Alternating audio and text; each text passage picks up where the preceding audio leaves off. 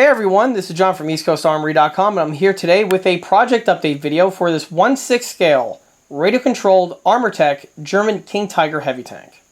Since the last video update, a lot of progress has been made to the vehicle's side hull detailing, as well as the assembly and installation of the front and rear mud flaps. We'll be going over all of these additions and modifications in this video, so stay tuned because there's going to be a lot of info coming at you. Starting this video off takes us to a bit of equipment that I hinted at in the last project update video. In that video, I mentioned the fabrication techniques required to mount on the tank's main tow cable and stave mounts. Well, during that video, I also mentioned that I was finishing off the CAD files for the tank's track removal cable mounts. The removal cable mounts are finally here in the shop from the printer, and this is the actual production unit. This set here is a new addition to the EastCoastArmory.com product line, but in addition for it to be used on the King Tiger, it can also be used on both the mid-production and the late-production Tiger 1s. The stock kit does supply you with both the track removal cable and the track removal cable mounts. The mounts themselves are made from CNC'd aluminum, and the removal cable is a real metal cable that has its eyelets pre-stamped and assembled by Armortek. Just like with the main cables, the track removal cable is a nice bit of equipment and is going to be recycled and reused for this build. However, the mounts themselves are not. Now, although the kit supplied units are made out of metal, their overall shape and geometry is very, very simplistic. And several of the other bits of equipment that are found on this Fred here are absent with the stock Armortek set. In the past, I was able to use the basic parts and just recycle them on the details that we see here, but what happened was, on the newer generations of the Armortek kit that have been redesigned, they had the same basic overall shape to them, but the material changed. The original ones were made from stamped sheet steel, while the new ones were made from CNC aluminum. The sheet steel ones I was able to recycle because I could re-bend their shape and then solder them to a metal fastener, which then gets mounted and secured to the vehicle. The aluminum, you can't do that type of technique with both the soldering as well as even the reshaping. So because of that, the aluminum ones are just not going to be used on this build and foregone for the units that we have here. The set here contained on this runner contains all of the components to mount the sets to the vehicle, as well as even the bits of equipment to secure the track removal cable to the proper locations. All of the pieces have their appropriate geometry to them, and you'll notice that the pieces are designed to be very robust so that they can hold up with the type of strength required that is being exhibited on them from the track removal cable in itself. If you look closely, you'll see that all of the locations where the units make contact with the armored surface have their sculpted weld-bead details pre-printed on, so this saves time with the builder not having to go through this procedure himself. Now, it looks like a lot going on over here, but I'll make heads and tails of it shortly when I clip all these sections off of their runner and start mounting them to the vehicle. Well, now that you've seen what the mounts look like, here we have the side of the vehicle. Now, like I stated before, Armortek does supply you with the basic set in order to do the exact same type of mounting. The kit does have several holes drilled into the side over here on the armor plate. And these holes here are actually very close to where they need to be. In fact, I may be recycling many of these for the installation of the new set. However, before I start drilling holes and mounting parts on all willy-nilly, I'm going to stop, do a little research, look at some reference photographs in order to ensure that the components are added in their appropriate locations.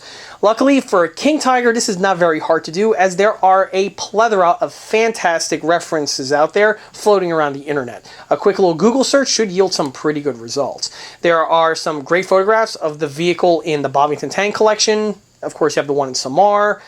And even there are a lot of good shots of the surviving example in the United States, although that one slightly less so because half the tank is cut open, but that's a topic for another time and another day.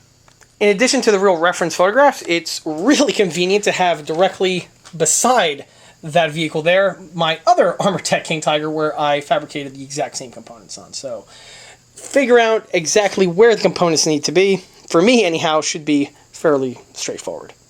Alright, well, the first bits of equipment I'm going to focus on are the 5 main straps which get mounted along the top portion here of the hull. Did some number crunching, looked at some photographs, and these are the locations here that I've basically settled on. So now that everything is marked with the pencil, with the center punch, I'm going to mark these locations, ding the little center punches in, and that'll then allow me, of course, to drill these out with the drill. And then once the holes are drilled out, you guessed it, the components can then finally be mounted. Once these 5 are fitted, then I could focus on the remainder of the equipment, which gets located slightly below this center line that we have here. So let's go ahead and start with the punching and drilling.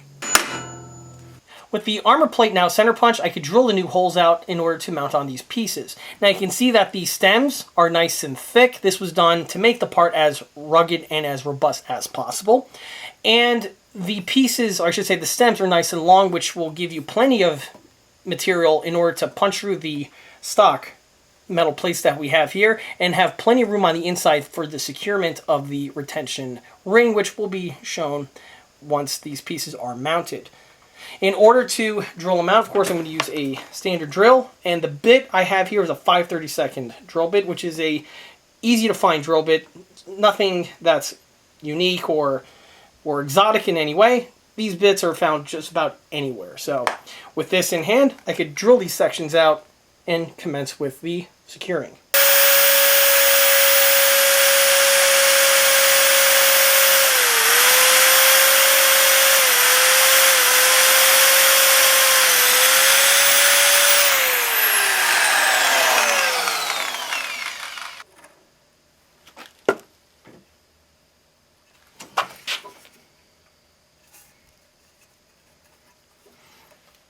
Well, you can see the fittings now starting to flesh out. The 5 main straps have been fitted, and here we have one of the turnaround straps that I mounted off camera. This one, of course, is used for when the cable comes across. It needs to loop around this section over here and go through the rest of its journey until it makes it to its endpoint, which will be located somewhere in this general location. The next one to add is going to be the main turnaround strap, which is this larger unit, and that's going to be mounted in this section here right above the puzzle line.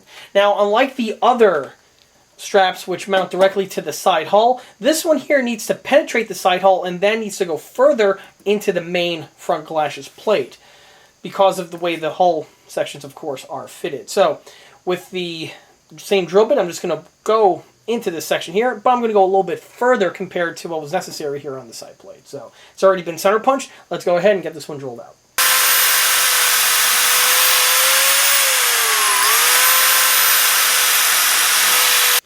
Okay, the piece fits right into the plate, nice and snug, which is good. Before I go ahead and glue it in place, you'll notice that this one here, it's on a down angle, and this is like the variants I've seen on the real vehicle. So with this one now, basically where it needs to be, probably remove a little bit of the sculpted welds that it's sitting on, just so it ensures that the piece sits on nice and flush. Well, then I'm just going to glue it on permanently.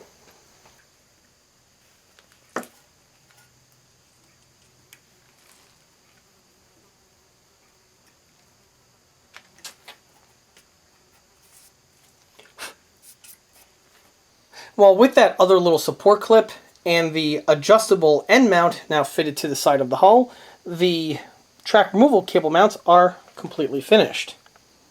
If I pan out, you can see exactly how well they flesh out the side of the side armor plate.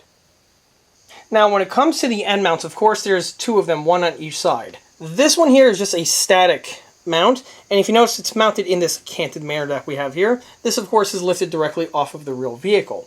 On the one in the front, however, is where things get a little interesting. You see, just like I stated in many of the later production Tiger 1 builds that I've done in the various scales on this channel, I mentioned that the later production track removable cable mounts had this design where it featured an adjustable endpoint. This, of course, differs from the ones found on the earlier production Tiger 1s where they were both fixed in place and the unit then runs along its path. On the later production units, they gave it a little bit more adjustability in order to, I guess, compensate for possible different lengths of cables that may be produced, or just to make it a little bit easier for the units to fasten to the side of the vehicle. Regardless, the adjustable system is the design that we have here. The way you see it is exactly how it works on the real vehicle. We have this piece of angle iron, and there's a track, or a slot I should say, that's cut inside of it, and this acts as well a track. The mount itself is threaded, and on the bottom here we have a fastener, and if you loosen the fastener, you can actually slide the unit left and right, and once the cable is fitted, you can then just tighten it up, tighten down on this fastener, and voila, you now have your track removable cable tensioned in place. In order to test this system out, here I have the cable that is kit supply. Now, like I said before, the kit supply cable is actually really good in quality, and you don't really need to purchase an aftermarket source. Note that the eyes are pre-pressed with their inner protective eyelet, as well as their stem. And from what I've experienced in the past is that the length on these cables are actually pretty good. So, in order to test it out, I need to go ahead and add the mounts that connect the eyelets here to the end points. Now, the components that are required in order to connect the cable to the side mounts are supplied with the ECA set. Here we have some of the parts mounted on this tow eye that we have right here. The components consist of the following pieces. We have the main shackle, we have the lock pin, and we have right here a set of faux fastener nuts in order just to complete the look and keep the pin in place. On this piece here, on this piece over here, I have the pin and the shackle fitted, but not the little fastener. That'll be mounted after everything is really painted and squared away. But here you can see how the piece is going to work. So let me go ahead and put the other shackle on, and then I can go ahead and thread it together just to see if everything is where it needs to be. Alright, well, here we have a rough idea on exactly how the cable goes on. Trying to wrangle with this metal squid over here is a bit tricky, but you can see the layout starting to take shape. More of this will really be ironed out towards the tail end of the build, but again, you can see that the mounts are doing their job and are plenty strong enough to keep this unwieldy mess in place for the time being anyhow. So, with that out of the way, let me go ahead and discuss the next thing, which are the other holes that were originally mounted on this, or found on the side plate here. As it turns out, what I said before for the mounting is not exactly accurate, because I didn't use any of the original stock holes found on the side, so these are just going to be plugged up and blended in with the rest of the bodywork. So, let me go ahead and get on that, and then I'll go to the next scene where I'm going to talk about the next leg of the build, which will be the front and rear mud flaps. So, see you there. I already went over the main sections in the last video, but as a quick recap, these two panels over here are the main front hinge sections. They come pre-rolled, pre-cut, and you can see that they have their hinge mechanisms already integrally rolled on. The quality of these pieces are nicely done, as are the quality on the end connectors that we have here. These are one of the more recognizable aspects to the King Tiger's tin work, and Armortek did a fantastic job with them. The geometry is nicely bent, and unlike many of the other components that are supplied with their kits, these ones here, they pre-weld them for you. Note the 3 spot welds, and like I said in the last video, the quality of these pieces are through the roof. Well, with those out of the way, here you can see the remainder of the components required to assemble these sets. Just like I said before, they are right and left hand specific, and you see here these two pieces of laser cut steel, although they don't really look left and right hand because obviously they could just be switched. But regardless, they are made from laser cut steel, and these pieces here are the corner sections that will be mounted to these locations over here.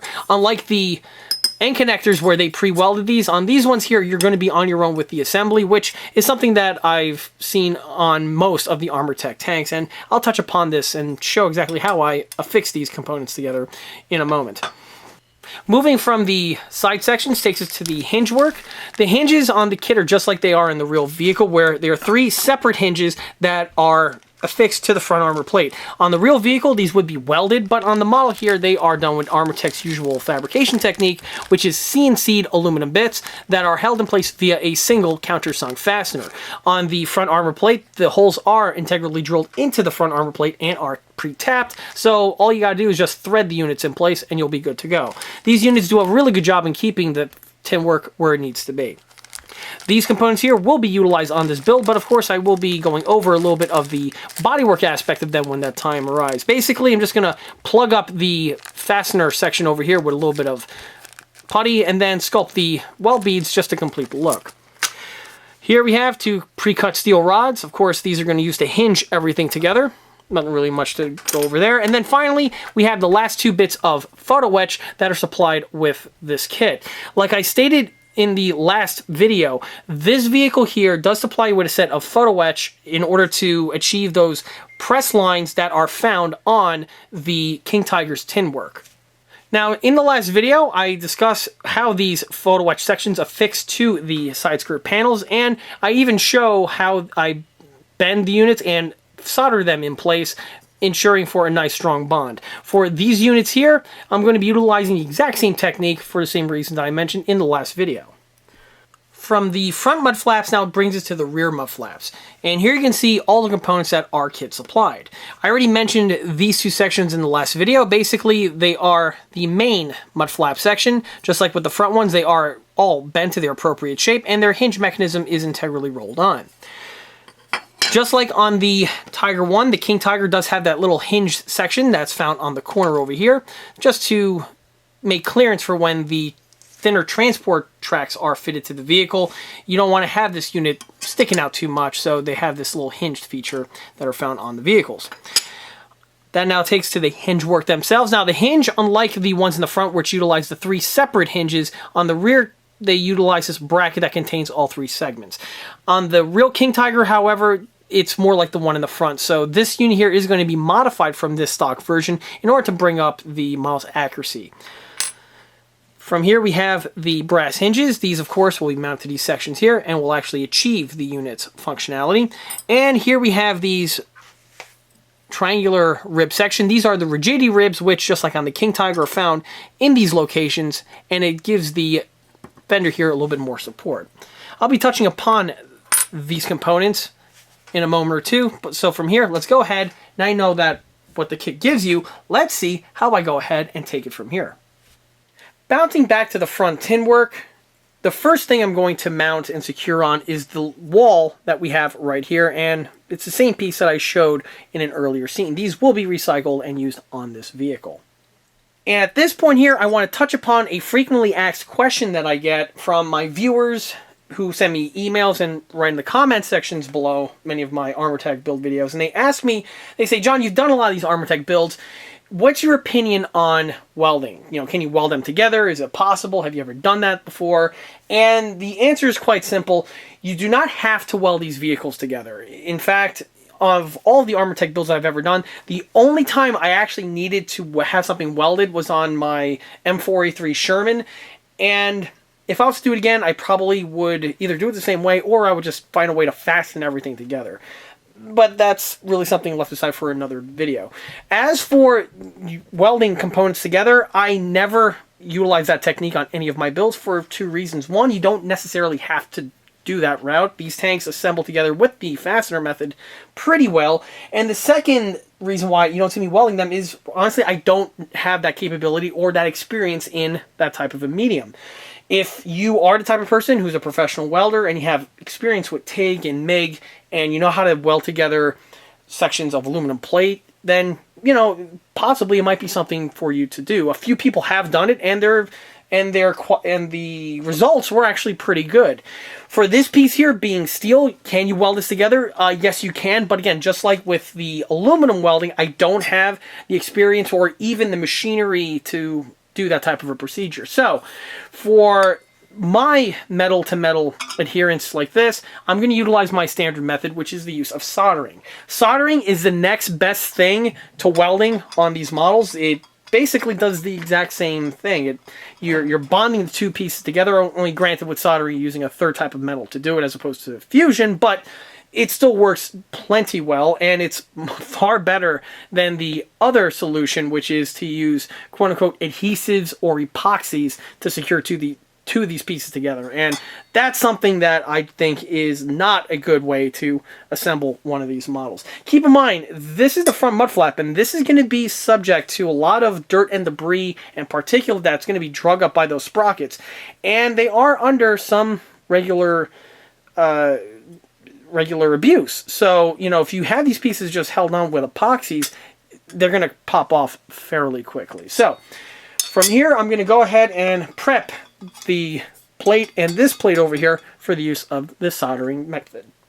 Now, just like I've shown in several videos, the first thing I need to do is to scuff up this area over here. The scuffed up surface helps the solder bond better compared to just going in fresh with a nice smooth rolled surface that we have here. In order to scuff it up, I'm going to use the Dremel with a fiberglass cutting stone, and I'm just going to go up and down these areas over here until we have some nice scuff marks that'll help with the adherence. You don't want to gouge or dig in with the Dremel. You just want a nice scuffed up surface, which is something that you even see when people do actual welding. So without further ado,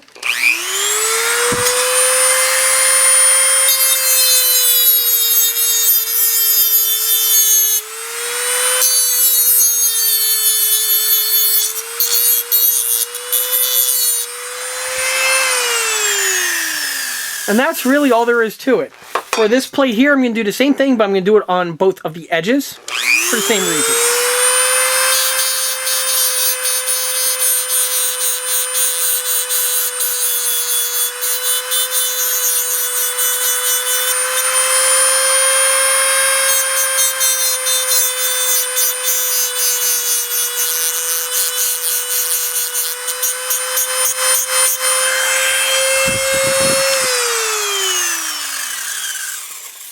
In addition to that, I'm also going to fill in these two holes found on the bottom. These two holes are so you can fasten the fender to the side of the hull and keep it in one piece. Well, on this model here, I'm going to be utilizing a slightly different system that lends itself for more detail fidelity. So because of that, these two holes are going to be plugged up. To do that, you guessed it,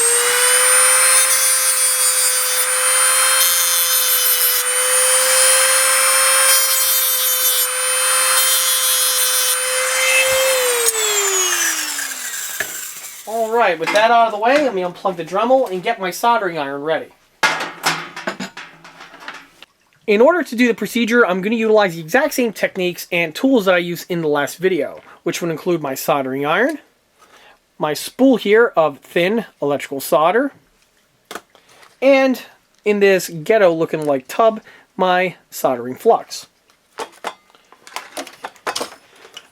Before I plug the unit in, first thing I'm going to do is I'm going to smear some flux right here on the scuffed up area. This seems like deja vu because, again, I basically showcased this exact same technique in the last video. Alright, now from here I'm going to mount it in the vise. Now, this is something I want to point out for anyone who's doing this technique. You have to be careful on how you mount this in the vise. Because of the curvature that's pre-found on these pieces, if you try to put into the vise in a squared off format like this, you're going to just flatten the curve on this in a bad way. I know that's a popular thing these days, but you're actually going to change the curvature on this, and it's actually going to ruin the piece. So for this, you want to find probably the last point right here where it's sort of flat, and this is the location where I could put into the vise carefree and not worrying about the unit getting bent or straightened on me. So if you're doing this type of procedure, this is the best way to do it by far. Well, now that the iron is all smoking like this is a good indication that we're ready to do the procedure. Alright, now just like I said in the last video, the link to the soldering iron that I'm using as well as the solder are found in the video description, where you have the Amazon links to the exact pieces that I'm using in this video. So from here, let's go ahead and start the procedure. So I'm going to go ahead and line everything up, and I'm just going to tack it in place right here in the front and right here in the rear. Once the key is that the iron needs to be fully heated. Once it's fully heated up, the solder will just flow into its position and solidify almost instantly. So just line up like this fella right here. Right there. Perfect. Okay, now that the piece is tacked in place, I'm just going to add another one or two more tack welds on these sections, and then I'm just going to go on the inside and add a complete bead. It's a little tricky to do this on camera.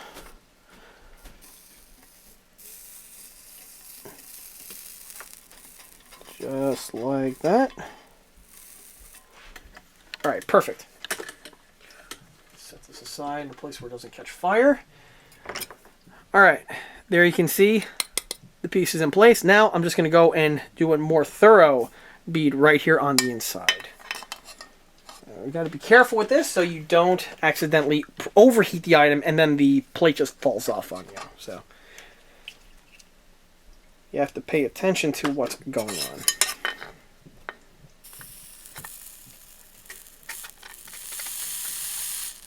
Just let it cool off. And by the way, this is where the little screwdriver tip comes in handy, because you could just get it right into the gap area and the solder will just flow right in. So fill it up, and now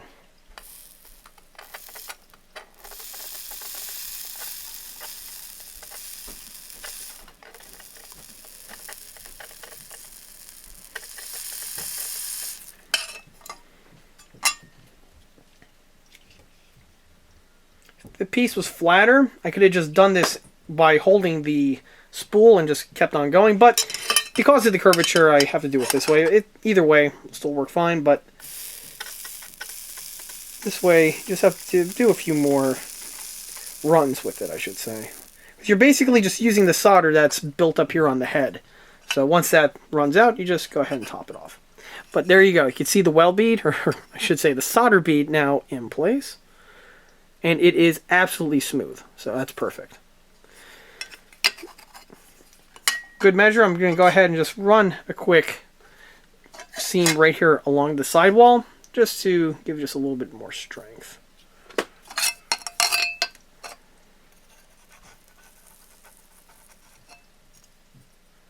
Just checking the inside, see if it's puddling up.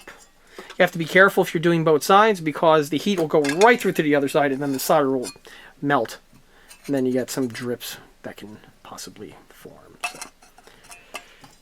it's best to do it in small little incremental sections to really prevent that. Let it solidify. Good. Looking good on both sides.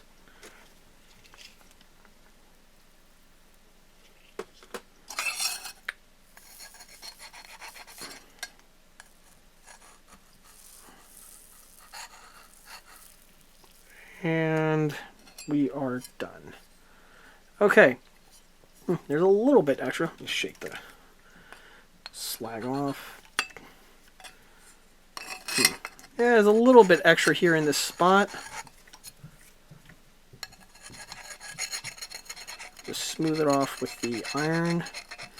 If not, if you do have a little bit of extra material on hand, you can just polish it down with some sandpaper and you'll be good to go. But here you can see on the inside here, it's perfectly smooth. Alright, so with the piece now on, I'm going to add a little bit of flux on these two locations and just fill in those two holes with some more solder. So let's try this. Now you could have done this before I did the attachment. The reason why I didn't was for the heat, because once you start applying the heat to these sections over here, they're, it's going to start melting on you. So I like doing it this approach. Now the way I'm going to do this, I'm going to set this right here on the vise. Let me remove the, or I should say, let me adjust the camera. Okay, with the camera readjusted, I have the piece sitting on the vise. The vise is important because it acts as a giant heat sink, and it prevents the heat from moving up through the plate into the weld bead up here, or the solder bead up there. Using those two words interchangeably. But yeah, it prevents it from melting that section, and then the piece can pop off on you. So from here, now that it is on the heatsink, I can just take the iron, fill it up with solder, put it right there dead center into the hole, and just have it melt and flow directly in.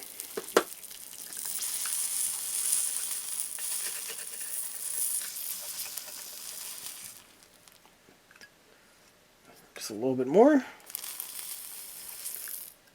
You could take it off like I'm doing now, just so it flows in better, and then squish it right on top of the plate. You can see how it fills everything in. The solder is not going to stick to the large metal vise that I have here. It's a different type of metal, and it's also thicker, so it's going to take a hell of a lot of heat to heat this thing up to that point. It made a little dish. I'm just going to fill that in briefly. So let's do this. And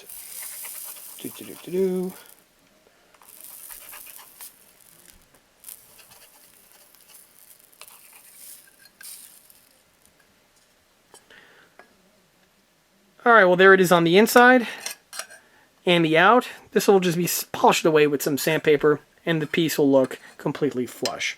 So, let me do the same thing to this hole here. Well, here we have the two front panels. They just went through their sanding procedure. To sand them down, I use 100 grit sandpaper mounted onto my palm sander, and just a few passes, all that's required in order to get it to the condition that you see it here. This was done to both the inside and the outside, and you can see that the pieces are nice and smooth, and those two holes are now basically completely eliminated. Of course, one thing to keep in mind is you want to have some proper equipment in terms of respirators when you're doing this procedure. The solder I use is lead based, and when it comes to sanding it, you're going to make a lot of fine particulates, so a respirator is going to be a must because you do not want to get that stuff into your lungs. Once the side strip here is fitted, the next area I'm going to work on are the other interior detailings found on the front fenders. Now on the King Tiger, on the inside here, there are two rigidity strips which are found on these two sections. And they're not so much strips as more or less pieces of bent angle iron which conform to the shape here of the curvature and are held on via rivets. Now, I did fabricate these details on my other build, and it's something that I've done numerous times in the past, but for this build here, I wanted to go with a different approach. See, rather than having to fabricate these pieces, which is doable, but in order to do that, I gotta take strips of steel, cut them to shape, bend them, crimp them, solder them, and get them fabricated and before they even enter or get mounted to the fender. Rather than going with that approach, I decided to go about it a different way, and that's with these pieces that I have right here. These pieces are the angle supports, but rather than being made out of sheet pieces of tin, they're made from 3D print. The 3D printed components are something that I designed myself, and I actually printed them on my own brand new 3D printer. However, before anyone starts hounding me with questions about what type of printer I use, the setup, the slicer, all that stuff, more information on that is going to be discussed in another 1/6 scale project update video that I have in the works, and hopefully that video drops by my judging, I guess, a day or two after this one makes it live. So stay tuned if you want to know more about the information on that end. For this build here, however, here go the components. These two here have been prepped and cleaned up. Their printed raft has been deleted, and the pieces have been sanded nice and flush, as this is the bottom portion, how the pieces were printed out. Here you can see the raw printings to get an idea exactly how they were made. Now, these pieces here are probably going to be improved further and offered as a upgrade set for the King Tiger front and rear fenders, but this information is going to be probably discussed either in the next video update. I just want to point out that these pieces here are just pre-production samples. The actual production units will be a different material, and you don't have to worry about this raft, but I'm getting a little ahead of myself. Getting back to this one here, you can see how the pieces are designed, and you can see how they mount on to the tin work here of the vehicle. Now, a lot of people are going to ask, but John, when you did this piece here, you said that adhesives are really not a good way to secure these to the vehicle. Aren't these going to be very frail and fragile? Well, the answer is they're not going to be glued to the side. The adhesives are going to be used, yes, but it's not going to be the sole security method to keep these to the vehicle. You see, on the real King Tiger, on these two sections over here, there are a series of small rivets that secure the angle strips to the tin work. For this model here, it's going to be no different. Here we have the rivets over here. I'm going to be using real aluminum rivets, and they will be stamped and pressed into these locations once I drill them out in order to keep these components at bay. When it comes for rigidness and structural strength, from what I've seen on the other King Tiger that I built, where I used the thinner sheet metal method, nothing really hits these too much, although you might think, because, you know, they are in this section over here, and dirt and debris can, you know, flow in. But from what I've seen, whenever you do hit a decent sized obstacle, the fender will have a tendency to just fling upward like this, thus protecting the inside detailing from any sort of damage. I also want to point out that these pieces here are actually stronger than the thin metal that I used to fabricate the sheet metal ones that are found on the other builds. So with those two aspects in mind, I believe that these pieces here should be rigid enough for the application in hand. But this is something that remains to be seen. Of course, if there's any other information that comes about, I'll definitely mention it in future update videos. Alright, so that was a mouthful. With that out of the way, I'm going to go ahead now and get these two units here prepped and ready for installation. When it comes for installation, like I said before, one strip goes on this side right over here, and it butts up right against the trim. And this unit here actually goes right along this side where we have the clearance cut out here for the U-shackle. Fits on just like that. And this unit here fell off, but if I put it back on, just like this. And there we have it. So from here, I'm actually going to mark the holes on the tin work, drill them out, and progress with the installation. Well, the rivets and the reinforcement ribs have been added to the front tin work. You can see the line of rivets along these sections over here. Note the 3 holes found on these locations. These 3 are the original holes that were integrally found with the kit, and they are found on the real vehicle because these 3 points here are where those side connectors actually fasten to with the use of bolts. So none of that has changed, and the bolts are just going to sandwich the rib in place. If I flip the piece over, you can see what the unit looks like on the inside. Just by, I should say, just at a quick glance, you can see how much more the piece is improved compared to the stock original that has the ribs absent on the stock kit. You can see the little ridge, or I should say the seam that is found where the 2 sections meet. This would be found on the real vehicle. And it's also found on the opposite side, which again enhances the accuracy of the model. With these out of the way, the next thing I did was the little hinge sections. These are the stock units. They did require a slight bit of hand fitting in order to get them to fit onto these hinge areas here. This was accomplished on my mill. I just fastened the hinge in place and just removed a slight amount of material on one side, which then freed up the tolerances for the pieces to hinge on in this manner here. At this point, these guys here just get fastened to the front of the tank, and that will achieve your functional capability. With the tin work out of the way, this now leads us to the front corner sections, and all I have to do to these, like I mentioned before, is add on the little brass strips, and this again is going to be done in the exact same format that I mentioned in the last video. There's no real point to go over that again, so I'm just going to go ahead and do it off screen, and when I get back, you're going to see what these units look like fully assembled. Well, here are the front mud flaps now, completely assembled, and from this point here, they're ready for primer, paint, and installation. Here you can see the strips have been affixed to the side of the fender. They are using, like I said several times, the same procedure method that I used before. Note that the holes have been filled in with the solder and then polished absolutely smooth with some sanding techniques.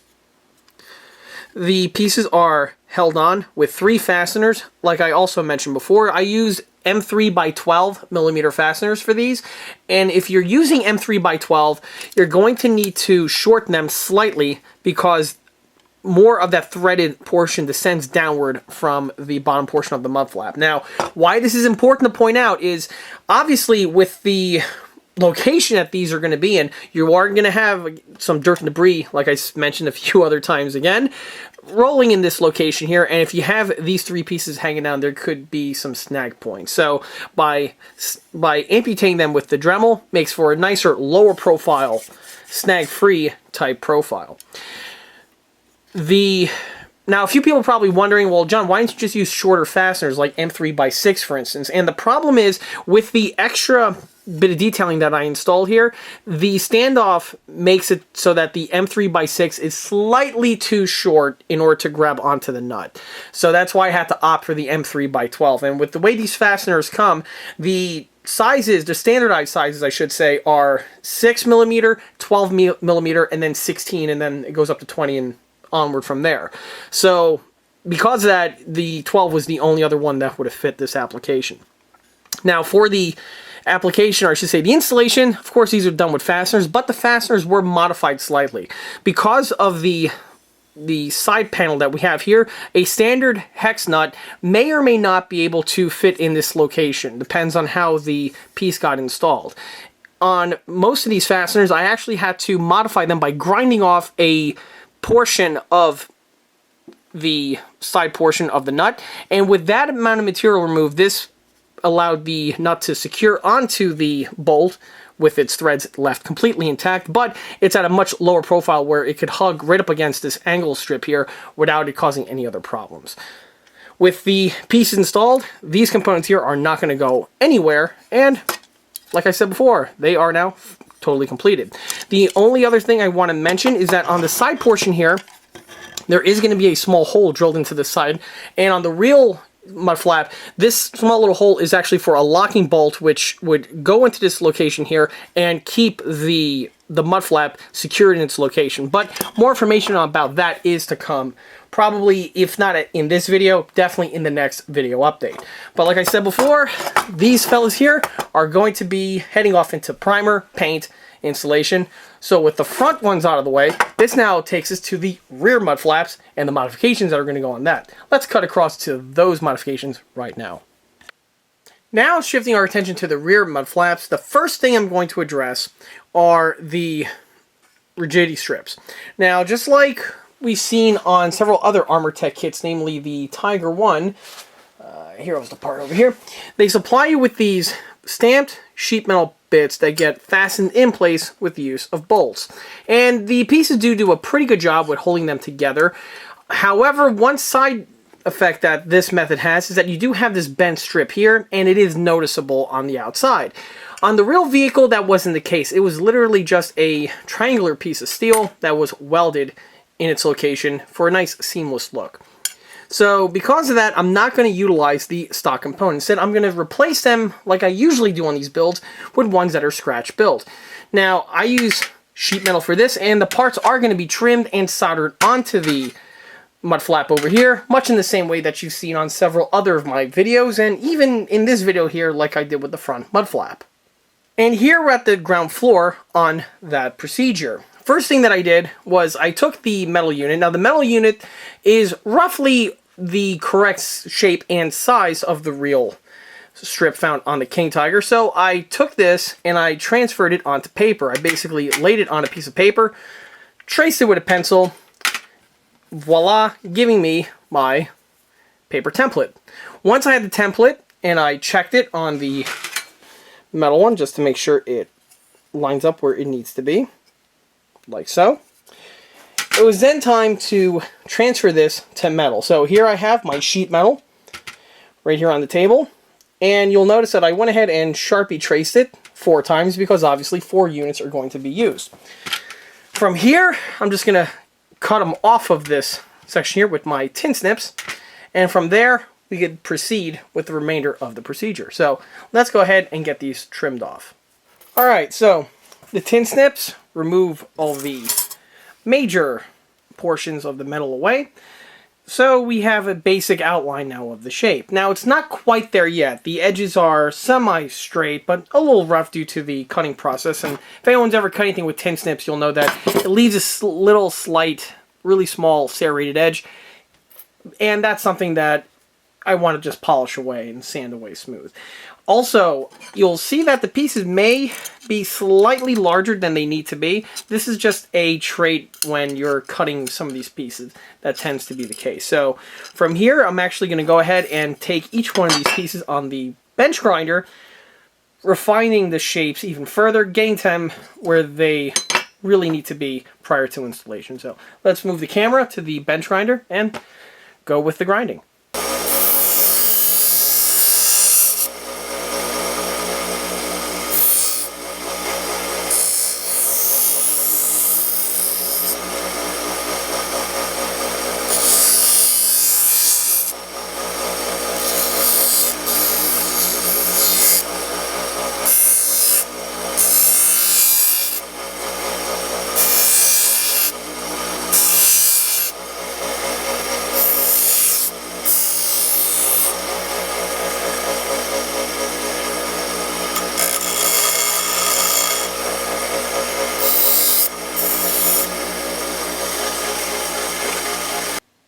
And here we can see the stock panel compared to one that now has the rigidity strips added. Also, I want to point out, note exactly how fast the surface rust ends up on this component after you do the procedure with the soldering. The set here was wrapped up last night, around midnight or so, and currently I'm filming at 11 a.m. in the morning, and you can see exactly how much surface rust has grown on this part here. Now, like I frequently say, the rust is just on the surface. Right before I take this off into primer, I'm going to go ahead and sand this down with some sandpaper, removing the surface rust and totally giving it a nice smooth surface in order to add the primer on top. Once the pieces are primed, the surface rust no longer is an issue. So that is something I'm going to address on this fellow over here, which is also why I recommend when you're done, or if you have the opportunity, when you're completing the solder job, it's a good thing to get the components washed off with some turpentine or mineral spirits and then take them directly into paint. It's a really easy way to avoid this type of thing happening. But if it does happen to you, it's not terminal. Okay, so back to this panel here. The first thing I'm going to do is knock out these fastener holes for the original straps like I showed before. Now that the holes are plugged up, I can mark the locations and grind the locations where the two center spans are going to be. From doing some research on the internet, finding some pictures of the real surviving king tigers that still have their fenders, which, by the way, it's really not as common as you think. Well, there are not that many king tigers left, but most of the surviving king tigers tend to have their tin work just, absent for one reason or another. I was able to find some good reference photographs on exactly where the parts are orientated on these sections here. So, from what I've seen, the rigidity strips are in the center here of the first and the last hinge section. So, I'm just going to line this up.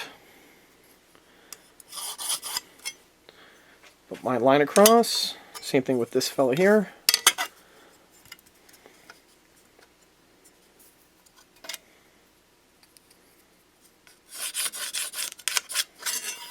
Alright. Also, I want to point out, when it comes to jigging the tin work in place, one advantage that the King Tiger does have is that there is this bottom lip that we have here that's found on the stampings on the Armortek piece. These are found and present on the real King Tiger in the exact same format. And one really good advantage about it is that you can see it just clips right into the vise, holds it firmly in place, and I don't need to position the fender in some weird, strange angle just to hold it in place for the soldering job. I can basically do everything from this point here. So now that I have the lines drawn, with the Dremel again, I'm going to scuff 2 lines in these locations, and from there, I could solder the actual rigidity strips in place.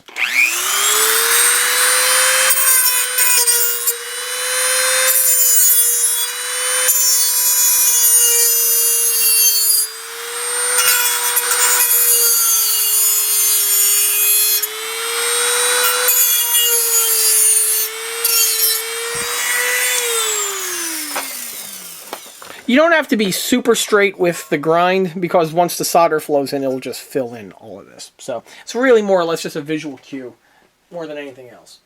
Alright, so let me grab the pieces of tin, grab the iron, and start the procedure. Okay, so with this plier here, I'm going to be using it to clamp down onto the strip. Obviously, you're going to want to have something like this, because when it comes to the amount of heat that's going to be used for this section over here, it's going to be way too hot to hold with your hands. So you're going to need just something simple like a plier, a forcep, anything, even a small vice grip can help too, just as long as it grabs onto the piece in a nice firm manner.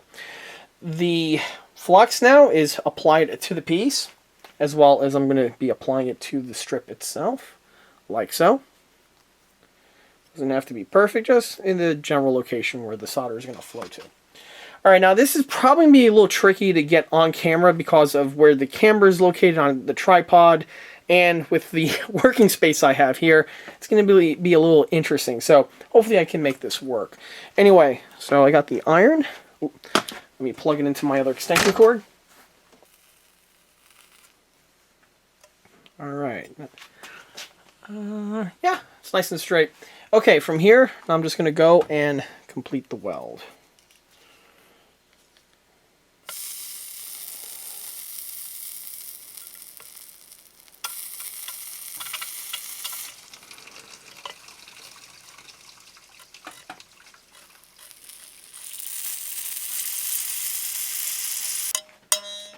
And once it cools down, you'll see that the strip has been added. There is some extra solder buildup in these locations here, but this is normal, and this will just polish away with the Dremel.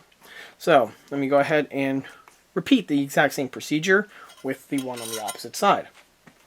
I want to point out, when I was grinding down the surface for the better solder adhesion, you'll notice I not only hit this section here, but also the back end too. You don't want to forget that, because obviously you're going to need that to hold the piece in place.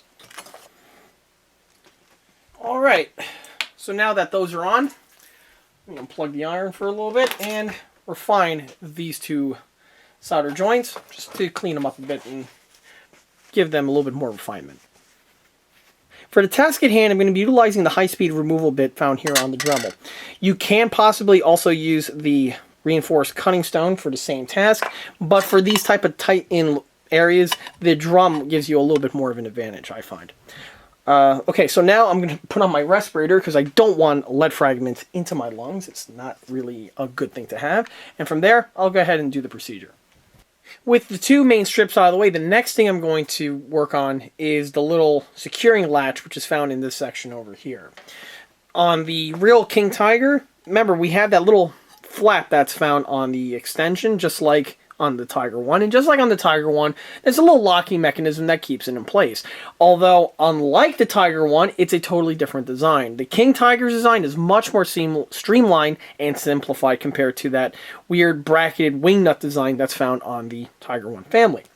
For the Armortek kit, it's missing that little bit of component, and so I fabricated it right here. This is all going to be made out of metal for this piece because it needs to be nice and strong, and I don't want to have any external fasteners found on these portions here, because on the real vehicle they would have been welded on. The piece here is just a small little bracket made from sheet steel, or I should say that galvanized metal that I used earlier. Drilled a hole in it, carved it to the shape of this, or I should say ground to the shape of this tombstone type look, and again, this is patterned off of the real vehicle. So from here I'm going to go ahead and solder it on. I marked the location, already pre-scuffed it up. I'm going to drop on the flux, and I'm just going to go ahead and do the soldering. Okay. Well, that's all there is to it for that. I already did the same exact modification to the one on the opposite side.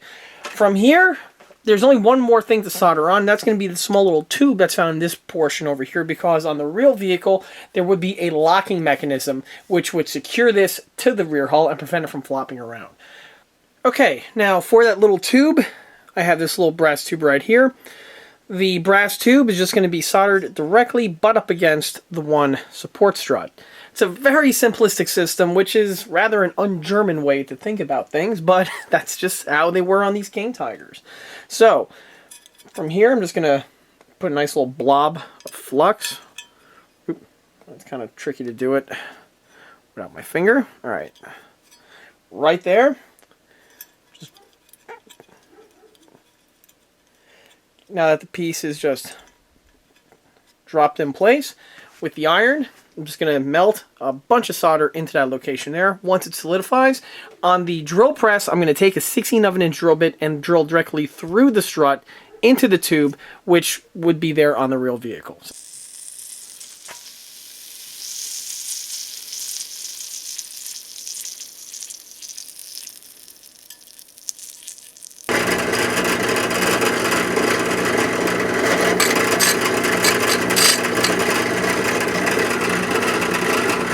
Now, just like with the front mud flaps, the rear ones do have some rigidity strips and bulkheads found on the reverse side of these plates.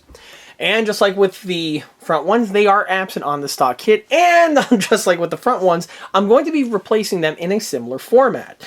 The strips that we have here, I designed in CAD, had them 3D printed, and these are going to be fitted to the various locations found on the underside of not just the main flaps, but also of the extender pieces that are going to be mounted as well. So, not really much to show from here. It's going to be the exact same type of procedure. I'm going to remove the sections off of their backings, secure them to the panel with the use of rivets, and then once those are wrapped, I can focus on the hinge and the flap sections that I mentioned before. So let's go ahead and cut across to when those are accomplished. Well, here you can see the tin work now coming towards the end of their modifications. This one here is basically done, and this one here is all that remains. Here you can see the fender in better detail. Note the interior detailing has been completed as well. Now, starting with the exterior portion, the hinges are the stock original ones and were utilized. However, a slight modification was made to them. You see, the stock hinges utilize 4 holes, 2 on each side, in order to secure the hinge to the metal. On the real King Tiger, this was slightly different. Instead of 4 holes, or I should say 4 fasteners, there were 8 total per hinge. To make this modification, all I did was once the hinge was mounted to the tin work, I just drilled out the extra locations for the remaining fasteners and simply mounted them. For the fasteners themselves, these are not the kit supply ones. These ones you see here are brass slot screws that have been modified by having their tops flattened on them to give them a better appearance, which more closely resembles the real unit. And on the inside here, you can see that they are actually held in place with scale fasteners. And this is as per the real unit, where the fasteners lock onto the tin work and sandwich together the rigidity strip that we see here. On the flap itself, I added this small little peg, which will be used as the securing point to prevent this from flopping around. That little strap is going to be fabricated once the second piece is done. And here we can see the flap itself. Now the flap is the stock one, but you'll notice I changed the geometry on it quite a bit. You see, on the real King Tigers, or I should say the ones I've been studying, this section here has this angle cut to it so that it can better clear the rear side skirt that is found on the back portion of the vehicle. On the stock one, it is just a square piece of metal. Now, I'm not sure if there are versions of the King Tiger that have this pattern of fender or not, but for this build here, I'm going with the angled cut one. Now, in order to modify it further, not only do I have to add the cut to this section here, but you'll notice that this portion here needs to be removed as well in order for me to mount on the angle strip here that I 3D printed. In order to do that, this part here is going to be amputated along with this little section over here. So let me go ahead and get everything marked and show you the amputation in progress. The panel is now clamped into the vise, and I have this section here marked for cutting. To cut this, I'm going to utilize an angle grinder with a cutting disc on it. This can be done with the Dremel with those reinforced cutting stones, but you're going to be putting a lot of wear and tear on your Dremel in order to do this procedure. It's doable. If you don't have the tool here, you can definitely use the Dremel, but if you have a decent sized angle grinder, it'll still do the job much more efficiently, in my opinion, compared to the Dremel.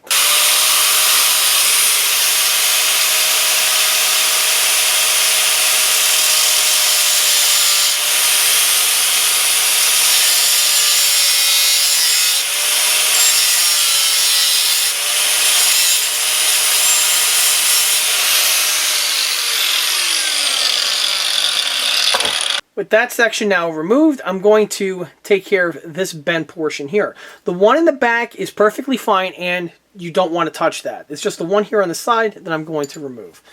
Now, with the way the piece is fabricated, it's actually just bent, so in order to remove it, I found it easier to flatten the bend, and then this gives you a nice crease line, which you can actually use as a gauge in order to cut the material off.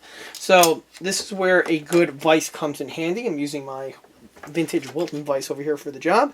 I'm just going to position the crimp so I could pressure straighten it.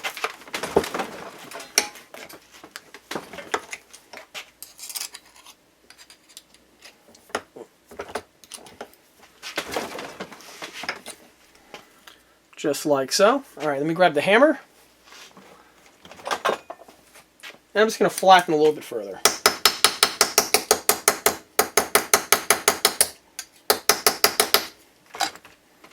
Alright, and there's the piece now flattened. Like I said before, you see that line? There's your visual cue to add the slice. Now I'm going to put this in the vise using that other bent portion as a jig, really just to hold it in place. You don't want to over tighten it because you'll just add this thread pattern to the piece and it hurts the look. So, now that that's clamped in place, I'm going to put my headset back on and start with the cutting.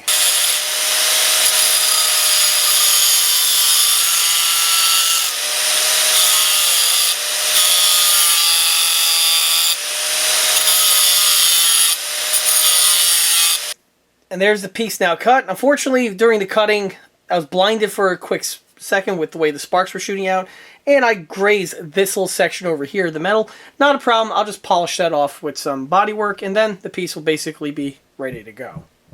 Well, here are the fenders now basically completed.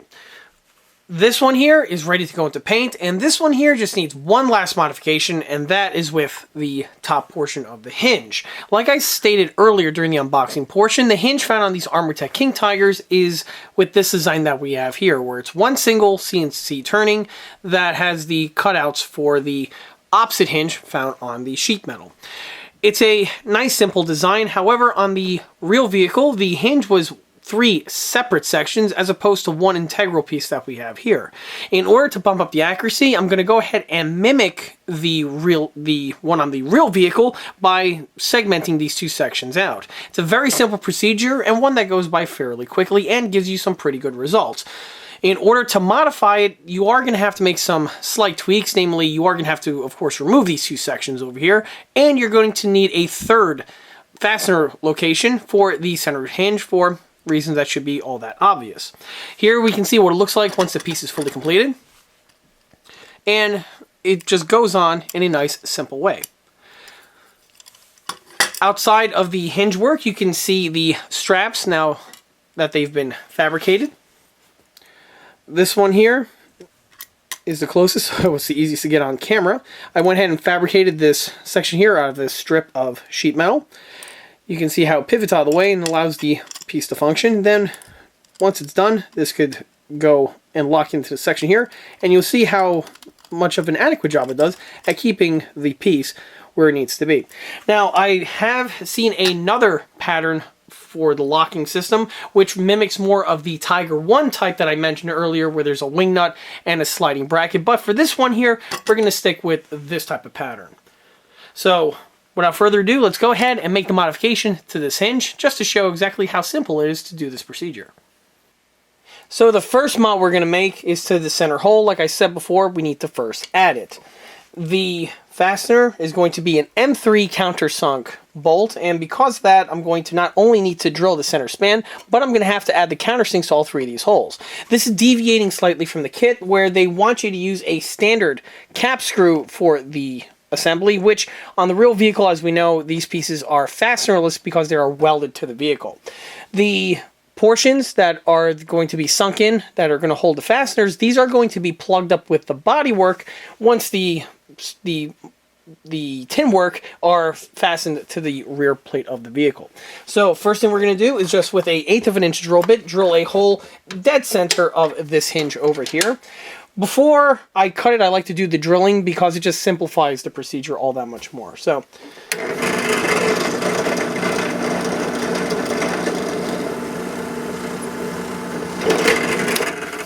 that's all it's required to add the fastener location.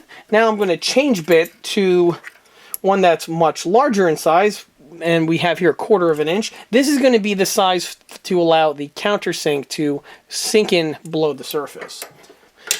With the table readjusted, I can now add the countersinks. Now, when it comes to adding the countersinks, of course, you want to use a drill press for all of these procedures. It just makes the job a lot more easier.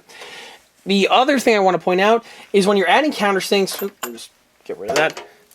When you're adding the countersinks, you want to be careful on how deep you add them. Like I've said in several other videos where I'm using this exact same procedure, you can easily over drill into the plate, and if you do, you're going to be in for some trouble. You just want to drill into the material enough to sink the fastener below the surface, but not enough to go, of course, all the way through the metal.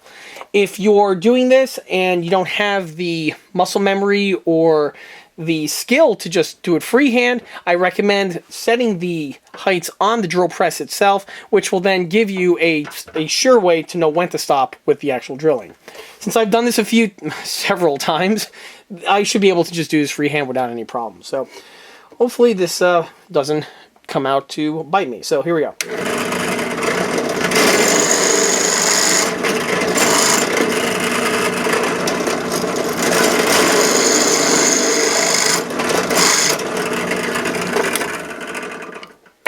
That's all there is to it. Dump off the shavings. All right, well, from here, I'm going to just rub the surfaces down with a file just to deburr any type of remnants that are left from both the drilling as even from the raw machining process. From there, I'm going to go ahead and just cut away these sections. Off screen, I went ahead and hit the surfaces down, blending all the machine marks away, and now I can actually start the cutting. Now for the cutting, I'm going to go and use a tool that's extremely rudimentary for the process, and that's just, well, a basic hacksaw. You can use a bandsaw or even a Dremel with a cutting stone to do the same procedure, but it just depends on, you know, your comfort level with those machines. With me, the hacksaw will do the same job. So here, and the best part is you don't have to cut the piece immediately directly close to the hinge. You can have a 1/16 of an inch or so in between, because this is material you're just going to have to file away anyway. So it's a pretty simple procedure to do. Just go ahead.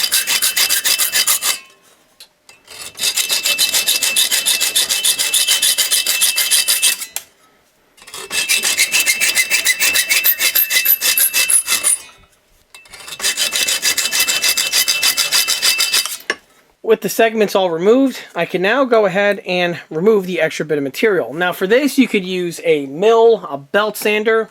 For me, I'm actually just going to be using a file. I'm just going to put in the vise right here and just file the material away until I'm satisfied with the amount of material removed. And here are the two front mud flaps now fastened to the vehicle. For the installation, I utilized the stock method with the kit supplied M3x12 countersunk fasteners. The only difference, or I should say the only change that I added, was I slightly deepened the countersink so that the fasteners are below the surface. Why this is relevant is because after the filming of the scene, these pieces here are going to go into their bodywork, where I go ahead and fill these areas in and then sculpt the weld beads. By lowering the fasteners, like I frequently mention in these videos, this makes a better surface to sand totally flush and will make for a seamless appearance. Of course, this was done to both sides. While on this side, the only other thing I want to point out is that there is this lock mechanism, which is currently in development and will be affixed to this section over here, but this will be discussed in the next video update. The units at the moment are fully functional, and they just swing open, and you can see the detailing that I added to them in the previous scenes.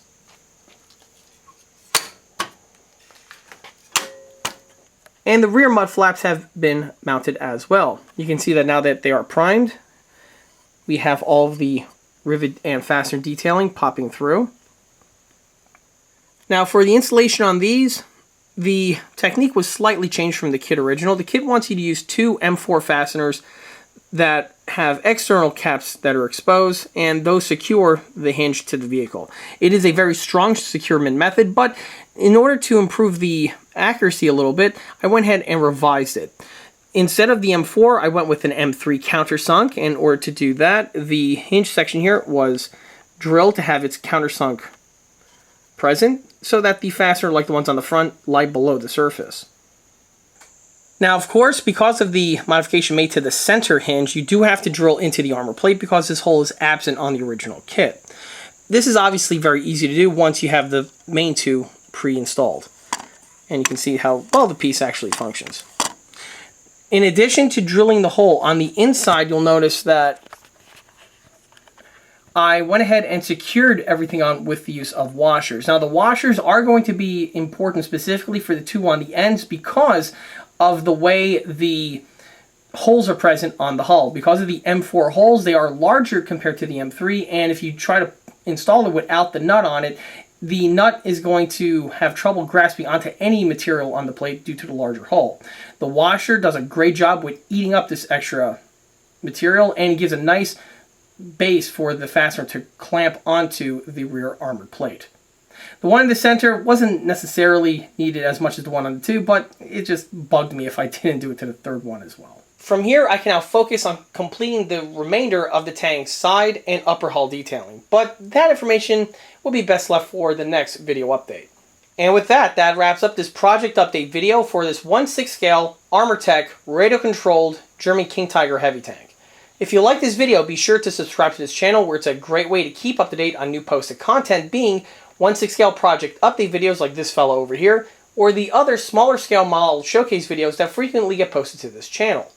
Another way to keep in the loop of new posted content is by liking us on Facebook. There, I have more photographs of this particular build that have been posted since the project start, as well as the other smaller and larger scale builds that are showcased on this channel.